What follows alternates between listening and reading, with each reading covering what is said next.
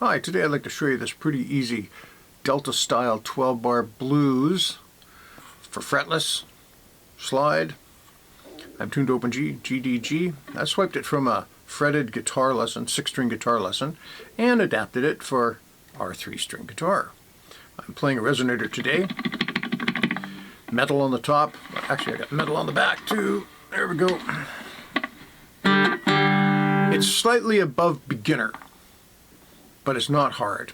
And I thought it sounded kind of cool, and it does a couple things I haven't done in other blues right off the bat that I can remember. I'm going to do something a little different too. I'm not going to mute as much as I usually do because I want the sound of the metal plate to come out a little bit. You may or may not like that, but if you do like it, then I'll put a link to how to make one of these. They're very, very, very easy, especially fretless. So here's the riff.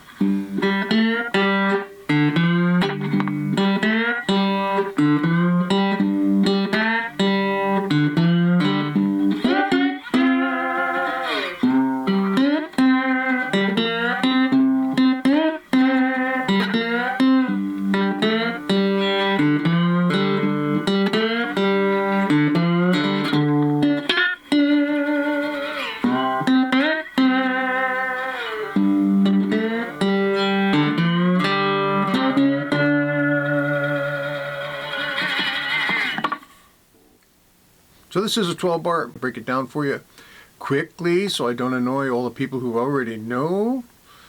So 12 bar, and there are variations, but in this particular 12 bar means 4 measures of the 1 chord. Measure or bar is 1, 2, 3, 4. That's how many times you tap your foot. 1, 2, 3, 4. 4 times. And then it's the 4 chord on the 5th fret, which always confuses everybody. 2 measures. 2 measures back of the 1 chord, 1 measure of the 5 chord on the 7th fret, 1 measure of the 4 chord on the 5th fret. So 1 measure of the open chord. This is called a turnaround actually, and it actually starts on the 2nd beat of the next measure, but don't worry about that too much. It goes up to the 5 chord.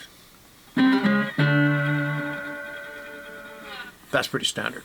So the lick, open low, open high, and then 3, 0. And then open middle, 3 on the middle, high.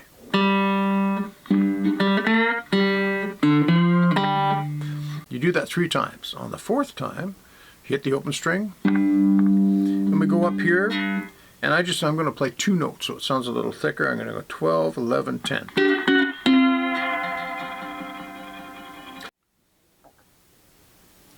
And that's a bit of a 7th chord, which is going from the 1 chord to the 1, 7, which is a great way to transition to the 4 chord on the 5th fret.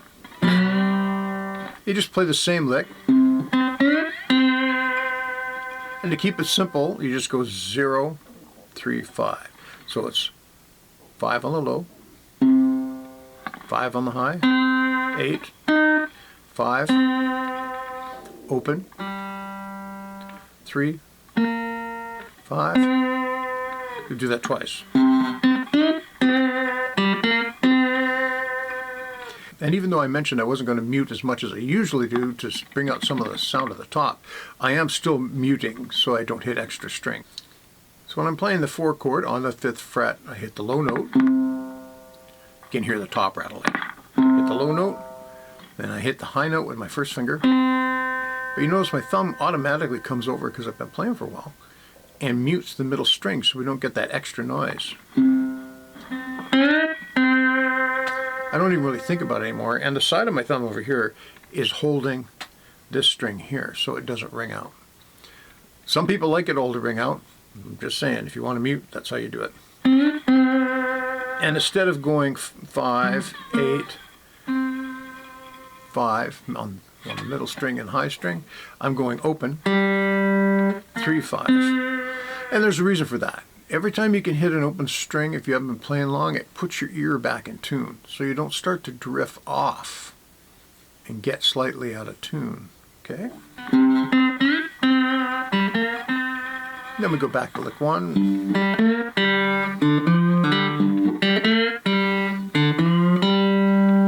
Just keep it simple there, and we go up to the 7th fret for the 5. And then we go to the 4. And then open low. And then 5, 6, 7. Or you can go all 3 strings or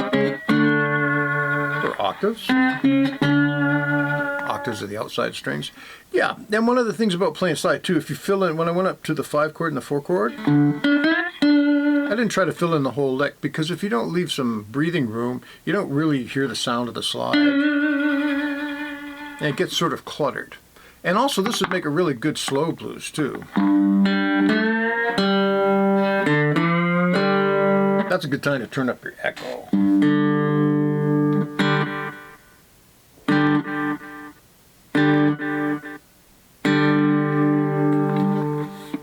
And yeah, Roland cube set on clean, no chorus, just echo.